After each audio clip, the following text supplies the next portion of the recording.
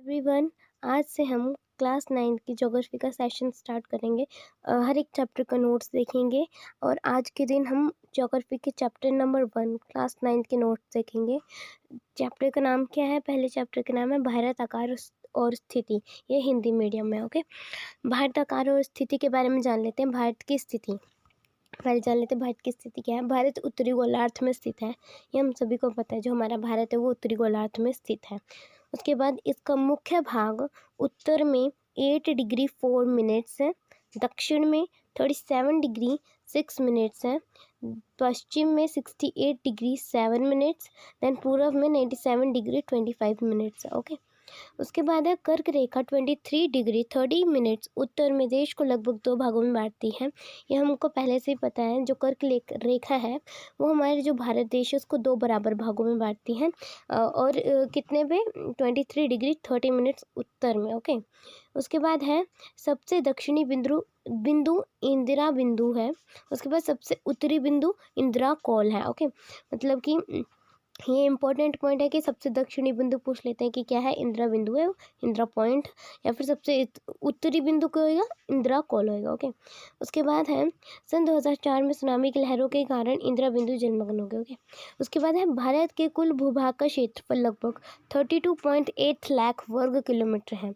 यहाँ क्या कह रहे हैं कि जो भारत का कुल क्षेत्रफल देखें तो कितना है? 32.8 लाख वर्ग किलोमीटर। ओके, उसके बाद भारत का क्षेत्रफल विश्व के भौगोलिक क्षेत्र का 2.4% है। यहाँ बता रहे हैं कि जो अगर हम भारत का क्षेत्रफल देखें पूरे विश्व के आधार पर, तो पूरे विश्व में भारत का क्षेत्रफल 2.4% है ओनली।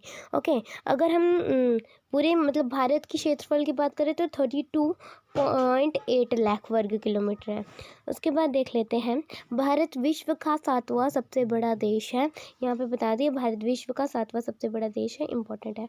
उसके बाद है भारत की स्थल सीमा रेखा लगभग 15,200 किलोमीटर है। ओके, कितनी है स्थल सीमा रेखा? 15,200 किलोमीटर। उसके बाद अंडमान और निकोबार द्वीप वह लक्षद्वीप समूह के साथ 7,516.6 किलोमीटर है। यहाँ अंडमान और निकोबार द्वीप, उसके साथ ही लक्षद्वीप का मतलब यहाँ पे सीमा रेखा बता दी, इतनी है, इतनी किलोमीटर है। उसके बाद है भारत के पश्चिम में अरब सागर वह पूर्व में बंगाल की खाड़ी स्थित है। ये हम सभी को बात पता है, कॉमन नॉलेज की बात है कि जो भारत के पश्चिम में अरब सागर है वह पूर्व में बंगाल की खाड़ी स्थित है। उसके बाद है भारत का मानक यमुनोत्तर 82 डिग्री 30 मिनट्स पूर्व है।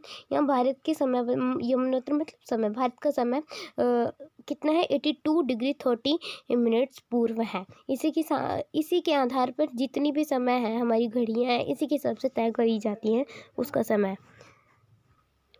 उसके बाद है भारत तथा विश्व। थोड़ा भारत और विश्व के बारे में जान लेते हैं।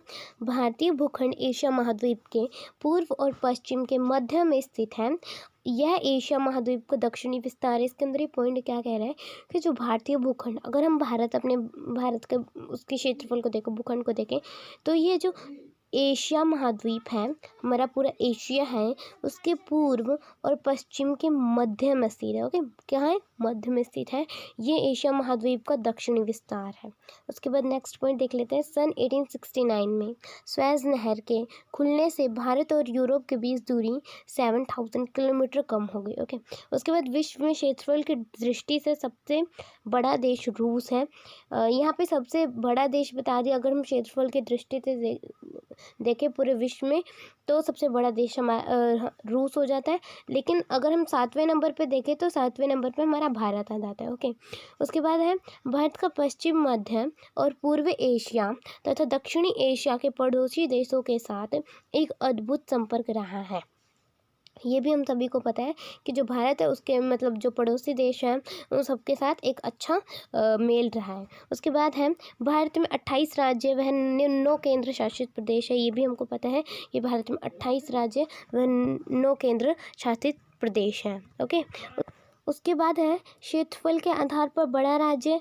यहाँ पे मैंने फिल नहीं कर रखा है लेकिन इसका आंसर आएगा क्षेत्रफल के आधार पर बड़ा राज्य कौन सा है? राजस्थान है। ओके, मैंने बता दिया, आप लोग नोट डाउन कर लेना। उसके बाद है क्षेत्रफल के आधार पे छोटा राज्य कौन सा है? गोवा है। ये भी हमारी जनरल नॉलेज की बात है, पता होना चाहिए। यहाँ पे मैंने फिल नहीं कर रखा, भर लेना, मैंने बता दिया। उसके बाद है भारत की भूमि की सीमाएं।